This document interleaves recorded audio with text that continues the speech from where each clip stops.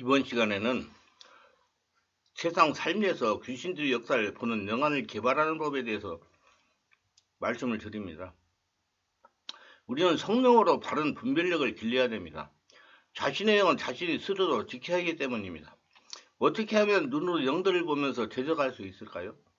그것은 생명의 말씀을 삶에 적용하여 체험함으로 열리게 되는 것입니다.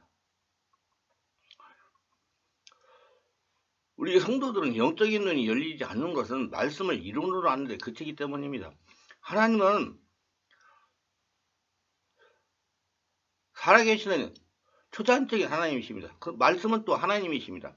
성령의 지배 가운데 말씀을 보면 영들의 실체를 볼 수가 있습니다. 성경에는 성령의 역사, 마귀와 귀신의 역사와 사람의 역사가 기록되어 있습니다. 말씀을 생명으로 보면서 성령의 역사가 일어나면 영들을 보는 눈이 열리게 됩니다. 관심을 가지고 성령의 임재 가운데 말씀을 보시기를 바랍니다. 그러면 반드시 영들을 보는 눈이 열릴 것입니다.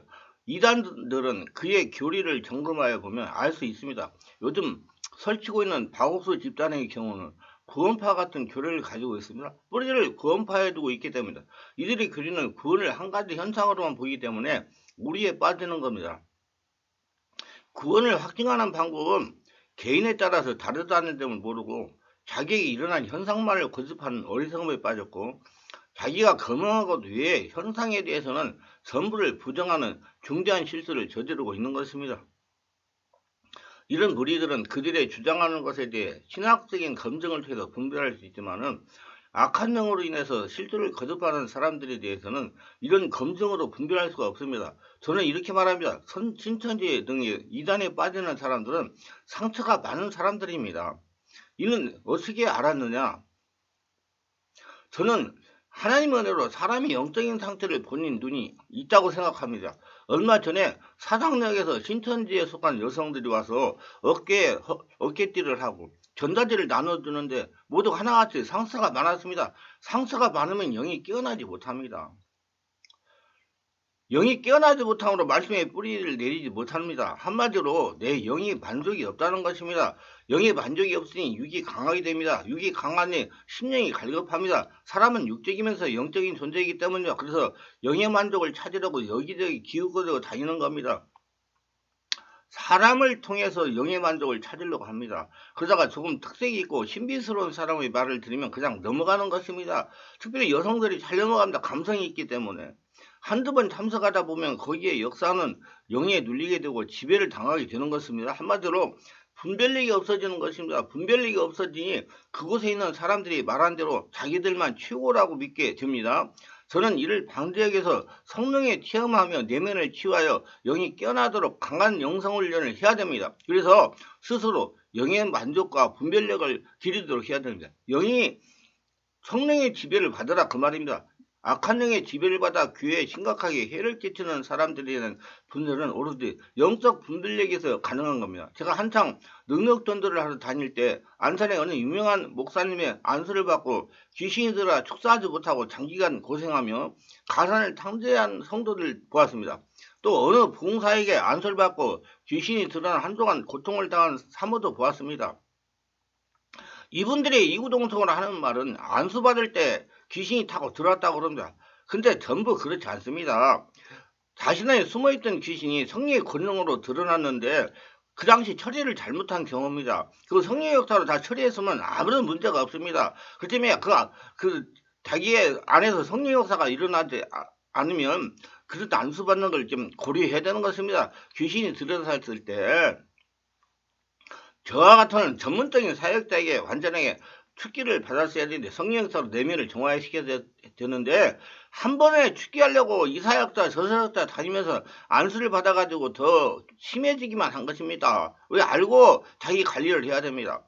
우리는 바르게 알고 바르게 행해야 됩니다. 이들은 육안으로는 아무런 증거를 찾을 수 없다는 점에서 각별한 분별이 필요합니다. 저는 특별히 성도님들이 영들을 분별할 수 있는 능력을 길러야 된다고 강조합니다. 왜냐하면 얼마 전 전도를 빙자하여 여자들만이 집에 찾아가서 성폭행을 일삼았던 목회자의 경우에 이런 이중적인 생활하는 것을 교인은 물론이고와 같이 사는 부인도 알아차리 못한 것입니다. 언론에 나오는 목회자의 성폭행 피해자의 경우 그들은 목사이기 때문에 그들이 요구한 말을 거절하지 못했다고 합니다. 이건 매우 어리석은 일인데 이것이 우리 교회의 일면은 이야기하고 있는 것입니다. 목회자의 권위를 절대적인 것으로 만들고 있는 현실에서는 이러한 일이 비일비재합니다. 영적 분별력을 키우지 못하는 사람들은 이런 오류와 마귀의 올무에 언제라도 걸릴 수가 있습니다. 목회자라고 해도 분별력이 없으면 마귀의 괴기에 빠지게 됩니다. 마귀의 올무에 한번 빠지면 처음처럼 빠져나오기가 쉽지 않습니다.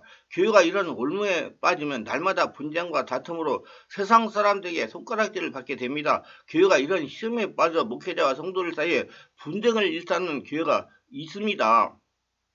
이런 것은 모두 분별력이 없기 때문에 마귀의 침략을 허락한 것과 치르게 되는 불행한 일입니다. 그걸 모두 다 자기 자신의 문제로 생긴 것입니다. 교회뿐만 아니라 개인 삶에서도 분별을 하지 못하면 이러한 고통을 겪게 되는 것입니다. 이러한 시험에 빠지지 않기 위해서 분별력을 길러야 됩니다. 영안이 열려야 된다는 얘기예요. 성령으로 영안이 열려야 됩니다. 체험이 많아야 된다는 얘기예요. 영적 분별력은 배워서 되는 부분이 있지만은 그렇지 않은 부분이 있습니다. 이단에 대한 분별은 전문 지식을 갖춘 목회자의 도움을 받아야 됩니다. 그런데 전문 교육을 받는 목회자만 해도 이단에 빠지는 경우가 너무 많습니다. 지금 설치는 구원파 집단에 빠진 목회자가 많습니다. JMS라는 사교 집단에 빠진 목회자도 얼마나 많은지 모릅니다. 교리적인 부분은 올바른 성경법을 통해서 이를 분별할 수 있지만 영적인 일에 대해서는 그 분별을 오로지 영적 능력으로만 성령으로만 할 수가 있는 것입니다. 성령으로 분별을 해야 됩니다. 영적 분별의 기초는 거부감입니다. 하나님은 사랑하는 그의 자녀들을 귀신으로부터 보호하기 위해 신호를 보내시는데 영적인 것이 거부감입니다. 사람은 거부감을 느끼면 본능적으로 수세적인 자세를 취하게 됩니다. 거부감이 들게 함으로써 영적 각성을 하게 하며 주의를 기울여 살피기를 촉구하는 것입니다. 거부감은 우리에게 경고를 주시는 하나님의 은혜입니다. 불쾌한 생각이 들어 접근을 꺼리게 만듭니다. 까닭없이 상대방에 대해 불쾌한 생각이 든다면 역시 경계해야 됩니다. 유쾌하지 못한 기분, 껄끄러운 기분은 우리의 경계의식을 일으키는 신호입니다. 악한 영이 강한 경우 자신의 몸이 움츠러드는 기분이 듭니다. 소름이 끼치고 머리가 어지러운 현기증을 느끼며 때로는 헛구역질을 하게 됩니다. 이런 증상을 느끼면 이는 자신이 감당하기에 버거운 상대라고 생각하고 될 수 있으면 그 자리를 피하는 것이 좋습니다. 상대방의 눈을 마주보기가 무섭다면 눈빛이 이상하게 싫어지는 경우에도 마찬가지입니다. 함부로 접촉하거나 대화하는 것을 위험할 수 있습니다. 악한 영은 호흡을 통해서 우리에게 침투할 수 있기 때문입니다. 이런 신호를 받고 있음에도 불구하고 주님이 나를 지켜주시니까 괜찮다고 생각하고 상대방이 하고자 하는 대로 따르게 되면 이는 심각한 문제를 일으킬 수가 있는 것입니다. 이는 대수롭자게 생각했다가 마귀에게 공격을 받아 돌이킬 수 없는 문제 여기에 빠진 사람이 얼마나 많은지 모릅니다. 목회자도 예외가 아닙니다. 마귀의 치매로 쑥대밭이 되어버린 교회가 얼마나 많은지 아셔야 됩니다. 하나님이 주시는 이러한 신호를 의미를 알지 못하기 때문에 이러한 일에 대해서 주님은 책임을 지지 않는다는 사실입니다. 성도가 목회자의 바른 분별력을 길러야 됩니다. 그래야 불필요한 고생을 당하지 않는다는 것입니다. 주님이 주시는 신호를 무시하지 마세요. 물론 모두 거부감이 다 하나님의 신호는 아닙니다. 그러나 하나님은 우리에게 거부감이라는 신호를 사용하여 경계할 것을 분별할 것을 촉구하는 것입니다. 그러므로 이에 대해 소홀히 하지 마십시오. 거부감이 들면 조용히 성령의 임재를 요청하고 그 자리가 어떤 자리인지 상태가 어떤 것인지 분별해보고 아니다 싶으면 자리를 떠나세요. 일단 자리를 떠나면 거부감은 사라집니다. 두려운 생각이나 소름 끼치는 현상, 어지럽고 구역질 나는 현상 등은 일단 그 자리를 떠나면 사라지고 평안한 마음이 듭니다. 이것으로 우리는 하나님의 신호임을 확인할 수 있습니다. 영적으로 성장한 사람은 이런 경우 성령님에게 여쭈십시오. 지금 나타나는 현상이 자신이 생각하고 있는 대로 악한 영에 대한 주님의 경고 신호인지를 여쭙기를 바랍니다. 그러면 반드시 이에 대한 대답이 나옵니다. 개인에 따라서 다릅니다만 자신이 평소 성령님부터 응답을 받는 형식을 통해서 알게 되죠. 저의 경우는 주로 감정과 몸의 느낌을 통해서 그 악한 영의 본색을 드러냅니다. 저와 마주한 그 사람이 제가 영에 대한 감지를 하고 성령의 임재를 요청하고 성령에게 여쭙는 그 순간 그 사람은 갑자기 불안해하고 횡설수설하며 저를 노려보는 눈길을 다른 데로 돌리며 저의 눈과 마주치려 하지 않습니다.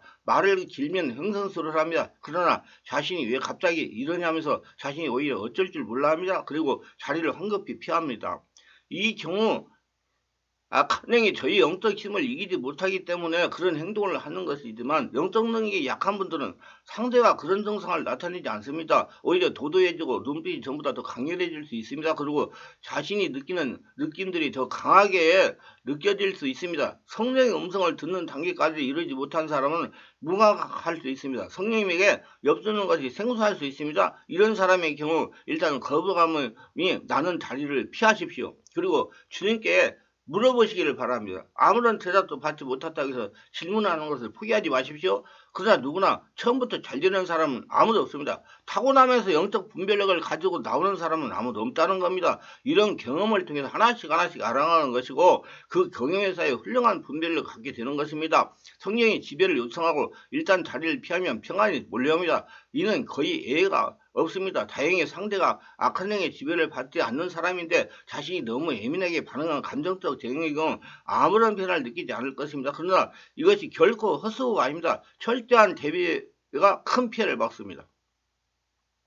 악한 영의 영향을 가진 사람과 접촉하고자 한 다음에 반드시 정결하게 하는 기도를 해야 되는 것이다. 이는 가게가 축복받는 선포기도, 대적기도 문제를 해결하는 비밀이라는 책에서 상세하게 설명이 되어 있습니다. 관심 있는 분은 참고하시기를 바랍니다. 주님이 그 악한 영으로도 받는 일체의 피해를 거둬주시고 손상된 영을 회복시키고 강건하게 해주실 거를 기도해야 됩니다. 소홀히 여기지 마세요. 이런 과정을 통해서 우리는 강한 영적 군사가 되는 것입니다.